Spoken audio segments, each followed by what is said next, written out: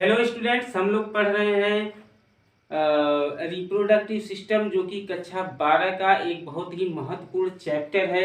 उसमें अब तक हम लोगों ने मेल रिप्रोडक्टिव सिस्टम के बारे में सब कुछ पढ़ा। अब आगे से हम लोग जो है फीमेल रिप्रोडक्टिव बारे में पढ़ेंगे, यानी मादा जनन तंत्र के बारे में पढ़ेंगे। तो जब हम एक फीमेल रिप्रोडक्टिव ऑर्गन की बात करते हैं, तो एक फीमेल रिप्रोडक्टिव ऑर्गन में सबसे पहले वो कौन कौन से ऑर्गन हैं, कौन कौन से अंग हैं जो भाग लेते हैं।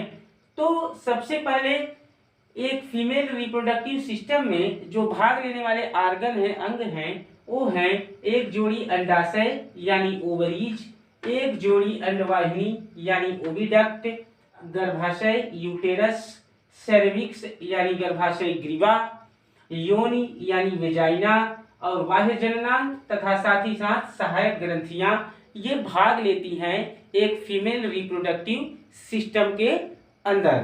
तो सबसे पहले इसका जो पहला ऑर्गन है, पहला अंग है, वो है आपका एक जोड़ी अंडाशय। तो अगर हम यहाँ अंडाशय ओवरी की बात करें, तो सबसे पहले फीमेल में जो ओवरी होती है, अंडाशय होती है, वह फीमेल की प्राथमिक क्या होती है, जननांग होती है, यानी प्राइमरी सेक्स ऑर्गन होती है। अब इसका फंक्शन क्या है, कार्य का क्या है। तो सबसे पहले तो इसका जो काम है, एक तो यह अंडाणुओं का क्या करती है, निर्माण करती है, अंडाणुओं का निर्माण करती है, यानी प्रोड्यूसेज ओवा। दूसरा इसका जो काम है, secrete female sex hormone oestrogen और प्रोजेस्टेरॉन। यह जो है मादा लैंगिक हार्मोन किसका सिक्रीशन करती है, एस्ट्रोजन का, और प्रोजेस्टेरॉन का सिक्रीशन करती है। और ये जो एस्ट्रोजन है, ये आप सबको पता है, एस्ट्रोजन क्या करता है, फीमेल के अंदर जो गौण लैंगिक लक्षण होते हैं उनको यह प्रदर्शित करती है। और यह जो प्रोजेस्टेरॉन नामक हार्मोन होता है, यह क्या करता है, फीमेल के अंदर प्रेगनेंसी को मेंटेन करने का काम करता है। आगे अब अगर हम इसके लोकेशन की बात करें, यानी कि यह जो फीमेल रिप्रोडक्टिव सिस्टम है, यानी उसमें जो हमारा ओवरी है, अंडाशय है, अगर हम उसके लोकेशन की बात करें, स्थिति की बात करें कि वह कहाँ स्थापित होता है, तो नियर किडनीज, यह दोनों किडनीज के दोनों वृक्कों के पास स्थित होता है। कहाँ पे, लोअर एब्डोमेन कैविटी, यानी जो नीचे की एब्डोमेन कैविटी होती है, उदरीय गुहा होती है, वहीं पे ये नियर किडनीज, दोनों किडनियों के पास ये जो हमारा ओवरी होता है, अंडाशय होता है, वो स्थित होता है। साथ ही साथ यह जो है मीजोवेरियम यानी अंडाशय घर नामक एक संरचना द्वारा क्या होती है, जुड़ी होती है। आगे ये पेल्विक वॉल यानी श्रोणि भित्ति, वह गर्भाशय से लिगामेंट्स यानी स्नायुओं के द्वारा क्या होती है, आपस में जुड़ी होती है, अटैच होती है। अगर हम इसके साइज की बात करें, तो इसकी साइज 2 to 4 यानी 2 से 4 सेंटीमीटर इन लेंथ लंबाई में होती है। साथ ही साथ अगर हम इसके स्ट्रक्चर की बात करें, इसकी संरचना की बात करें, तो ओवरी को जर्मिनल इपिथीलियम यानी जनन उपकला घेरे रहती है। और यह जो जर्मिनल इपिथीलियम है, यह क्यूबिकल सेल्स की बनी होती है, यानी क्यूबिकल्स कोशिकाओं की बनी होती है। और ये क्यूबिकल्स सेल्स क्या होती हैं, कहाँ पाई जाती हैं, आजकल ये क्वेश्चन नीट में जो प्रतियोगी परीक्षा होती है मेडिकल की, खूब पूछा जा रहा है। आगे देखिए, हमारा यह जो फीमेल रिप्रोडक्टिव सिस्टम है, इसमें जो ओवरी होती है यानी जो अंडाशय होती है, तो इसमें ये जो जर्मिनल इपिथीलियम होता है, जो कि मैंने आपको पहले बताया, उसके भीतर ओवेरियन स्ट्रोमा उपस्थित होती है। और ये जो ओवेरियन स्ट्रोमा होती है, इसे हम दो भागों में बांटते हैं, एक तो कार्टेक्स में और दूसरा मेडुला में। अभी डायग्राम के माध्यम से इस ओवेरियन स्ट्रोमा के बारे में हम आपको बताएंगे आगे। तो यह जो कार्टेक्स होता है, तो इसमें ओवेरियन पुटिकाएं यानी ओवेरियन फॉलिकल्स पाई जाती हैं। साथ ही साथ यह जो मेडुला होता है, इसमें loose connective tissue blood vessels और स्मूथ मसल फाइबर्स आदि पाए जाते हैं।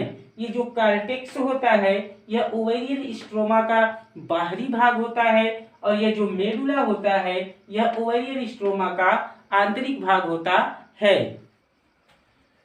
ओवरी के बाद जो अगला ऑर्गन है फीमेल रिप्रोडक्टिव सिस्टम का वो है हमारा अंडवाहिनियां यानी ओविडक्ट्स। एक चीज आप ध्यान दीजिएगा, ये जो ओविडक्ट्स हैं इन्हें हम फैलोपियन ट्यूब भी बोलते हैं।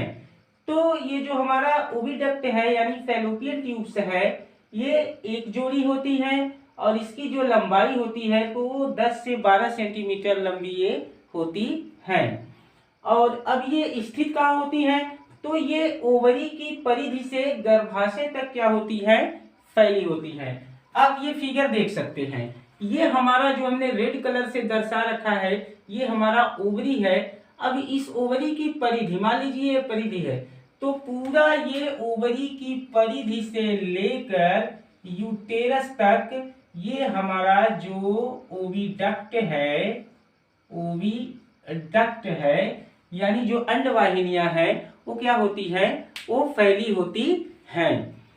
साथ ही साथ अगर हम ओविडक्ट के भाग की बात करें तो ओविडक्ट के कितने भाग होते हैं, तो ओविडक्ट के 3 मुख्य भाग होते हैं। एक तो आपका हो गया इस्थमस नंबर 1, दूसरा हो गया आपका एम्पुला नंबर 2 और तीसरा हो गया आपका इनफंडीबुलम यानी इनफंडीबुलम, इस्थमस और एम्पुला। ये 3 प्रमुख भाग होते हैं, पार्ट होते हैं किसके, ओविडक्ट के। तो सबसे पहले हम इनफंडीबुलम की बात करें तो यह जो इनफंडीबुलम होता है यह कीप के आकार की संरचना होती है यानी यह इसका कीप भाग होता है यूटेरस का। तो यहाँ पे इनफंडीबुलम आप देख रहे हैं और ये संरचना आप देख रहे हैं कैसी है, थोड़ा सा कीप के आकार की है। कैसी है, थोड़ा कीपाकार है यानी कीप के आकार की है। तो ये जो हमारा इनफंडीबुलम होता है कीप भाग होता है, यह कीप के समान संरचना होती है और ओवरी के निकट क्या होती है, ये पाई जाती है। ये देखिए हमारी ओवरी है और इसी ओवरी के निकट ये कीप के आकार की संरचना आप देख रहे हैं इनफंडीबुलम। साथ ही साथ इसके किनारों पर अंगुली नुमा प्रवर्ध पाए जाते हैं। अब ये आप देख सकते हैं, ये अंगुलियों जैसी संरचनाएं आप देख पा रहे हैं। तो ये अंगुली जैसे ढेर सारे प्रवर्ध पाए जाते हैं जिन्हें हम बोलते हैं फिम्बरी। क्या बोलते हैं, फिम्बरी। हमने यहाँ फिगर में इसको शो भी कर रखा है, ये फिम्बरी है। हिंदी में इसे हम क्या बोलते हैं, तो हिंदी में इसे हम झाडर बोलते हैं। और यह फिम्बरी करता क्या है एक फीमेल रिप्रोडक्टिव सिस्टम के अंदर, तो यह अंडोत्सर्ग के बाद अंडाणुओं को कलेक्ट करने का काम करता है। यानी जो ओवा होते हैं उन्हें यह क्या करता है, कलेक्ट करता है, इकट्ठा करता है। कौन, यह जो इनफंडीबुलम है। अंडवाहिनी का जो दूसरा भाग है एम्पुला, जिसको कि आप यहाँ फिगर में देख सकते हैं, ये एम्पुला है। हमने यहाँ पे डायग्राम शो कर रखा है, ये हमारा एम्पुला है।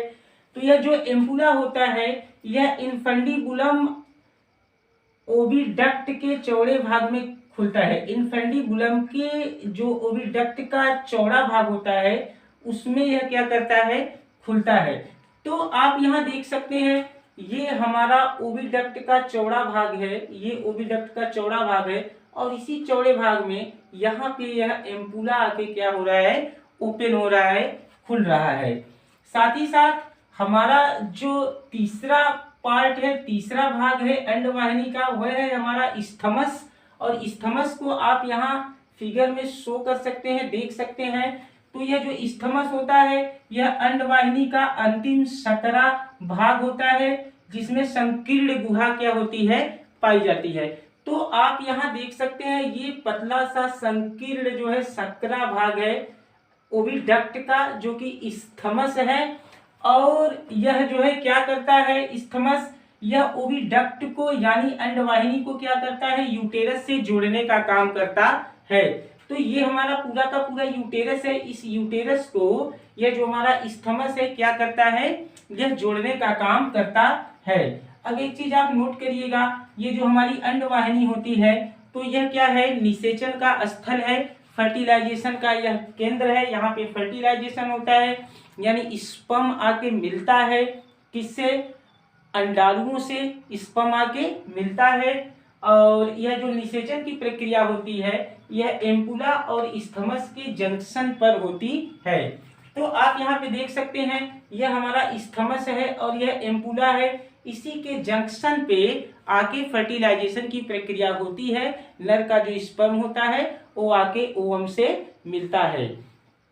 तो हमारा ये वीडियो आपको कैसा लगा? अगर अच्छा लगा हो तो हमारे चैनल को आप सब्सक्राइब करिए, लाइक करिए और दोस्तों में शेयर करना ना भूलें। इसके आगे का जो शेष पार्ट है, शेष आर्गन है फीमेल रिप्रोडक्टिव सिस्टम के, वो आगे से हम आपको नेक्स्ट वीडियो में बताएंगे। बहुत बहुत धन्यवाद।